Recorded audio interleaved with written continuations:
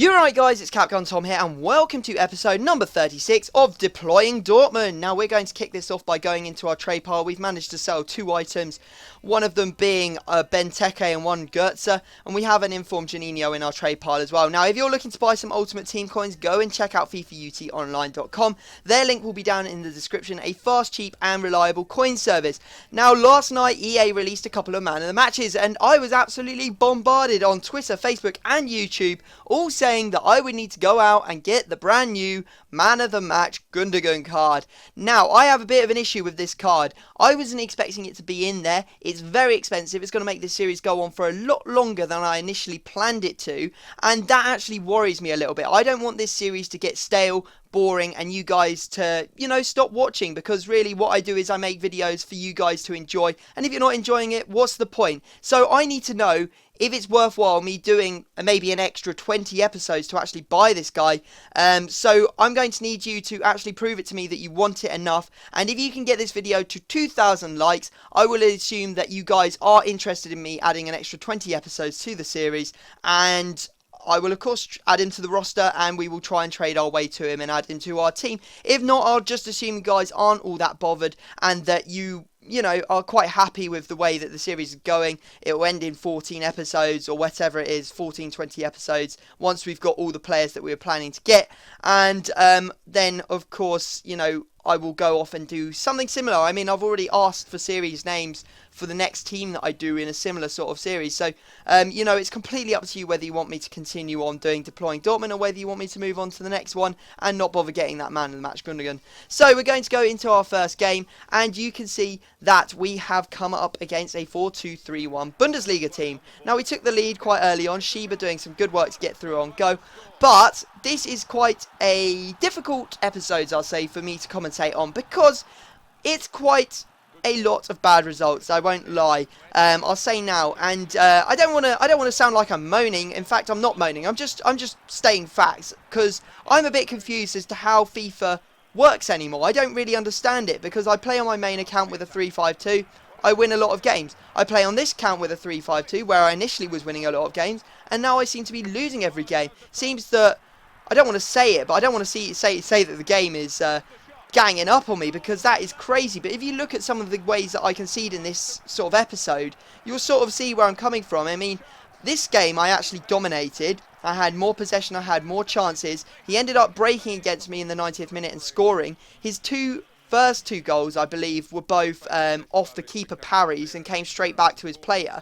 And it was just very, very disappointing for me to come out the loser in that one. I really felt that I should have won, especially when I'm running around with 84% pass accuracy, whereas he only got 71%. And it puts us in quite a difficult position. Now, you're probably thinking, oh, come on, Tom, these sort of things happen all the time. It happens to all of us. And I know it does. I'm not making any suggestion that it doesn't happen to everyone. But, it seems to be happening a rather large amount to me. And I'm not sure if it's the way I'm playing, or whether, I'm just on such a bad losing streak, I'm, unconcentrating. But you see here, it comes off the bar, goes straight back to his player, he gets a goal.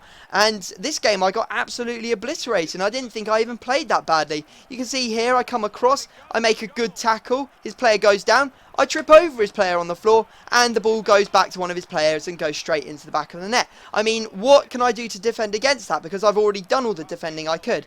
This goal, to be fair, perfectly fine. I played very badly there. I didn't have any men over that side. Completely got torn apart and got a well-deserved goal.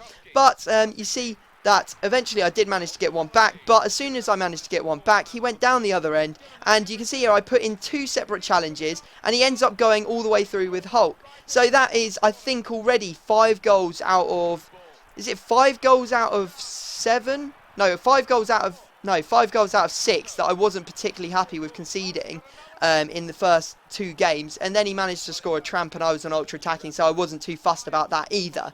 But the number of times that it's come back off the post, or off the keeper, or off, my player who's fallen over, one of his players in the box, which is technically a foul, it's starting to get a little bit ridiculous. But Anyway, we're going to try and forget about it.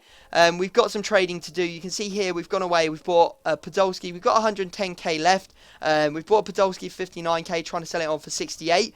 We've got a couple of other players as well. We've got a left mid Gutser I got for 90,000, trying to sell him on for 100. So that'll be a decent 5k profit on him.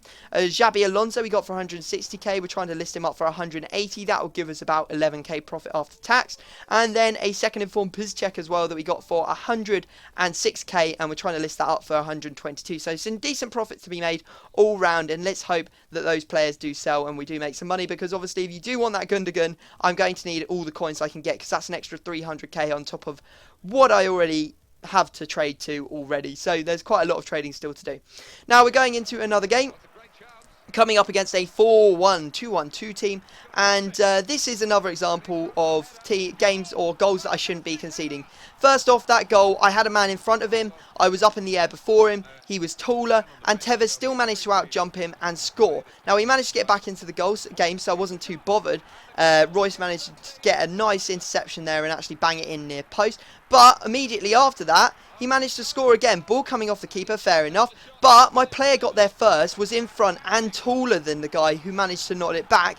And it ends up going straight to Tevez, who puts it into the back of the net. So a lot of issues for me in the air, in the aerial department at the moment. Not really sure why. I have quite a good, solid and physical team. So I don't understand why I'm conceding so many goals from crosses and stuff. You can see there that Tevez managed to get another. Again, I had a player in front, but this time the computer decided to switch out and change my player that I was controlling to the guy behind Tevez, who had absolutely no chance of actually putting a challenge in. So I was a bit like, what the hell is going on? And, you know, I might have actually managed to get a draw out of that. I managed to get a goal in the 90th minute. It was actually quite a nice goal from Royce. But, you know, that's just FIFA. I just seem to find that is what is happening at the moment. People who play sort of like counter-attack, ultra-defensive seem to be winning every game. The person who comes away with all the possession, more chances, they're actually taking shots from maybe the edge of the box, whereas the person who's counter-attacking is having all of those one-on-one chances. So this game I went in, I was like, okay, I don't like playing this way. You know, I prefer to play the game as it's, or play FIFA how you would play real football, like Barcelona. Keep the ball, move it about the pitch, create chances by good passing movement and, you know, some decent dribbling.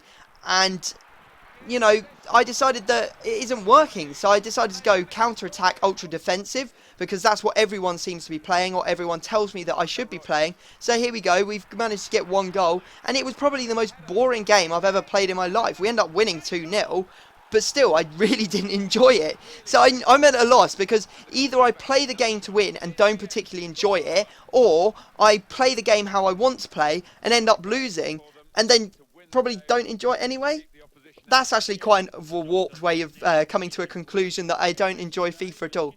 Maybe I didn't mean it that way. Maybe I'm just had a couple of losses and I've taken it badly. I mean, when I play on my main account, absolutely loving it. I play against all of you guys a lot, and especially on the last couple of days, I've been playing people off Twitter all the time, and I've been really enjoying it. Playing against you guys is a lot of fun, and I've seen in the comment section of the last couple of videos, you know, that I'm playing really badly, and I know that. You don't need to tell me that, but it's very difficult to, you know, judge someone on their FIFA skills from videos, etc., etc., because of the matchmaking. You may win Division 1 really easily, but, you know, I won Division 1 really easily for 4 seasons running, and now I can't win a game anywhere. I can barely get a draw out of a game. So you can't really comment on how someone else plays unless you've actually played them and you've smashed them. If you've smashed someone, you can be pretty confident that you're better than them. But, you know, until you've actually played them, I think it's very difficult to judge their skill. I mean, I would never say that I've watched a lot of people.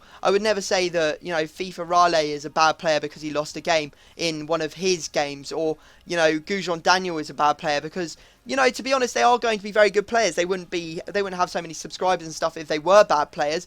But, you know, it's very deceiving when a player's or a FIFA YouTuber's on a bad run, that it will look like they're very bad players. So I hope you guys have sort of understood my rambly rant that's gone on throughout this whole episode. I hope you've enjoyed it in some way, just listening to how I feel about the game at the moment. Also, don't forget, if you get this video to 2,000 likes, I will bring in Man of the Match Gundogan to the squad. But other than that, I'm going to shut up because I'm sure you're pretty sick of me. This episode's almost heading up to 10 minutes. So I will leave it there, and I will see you all next time.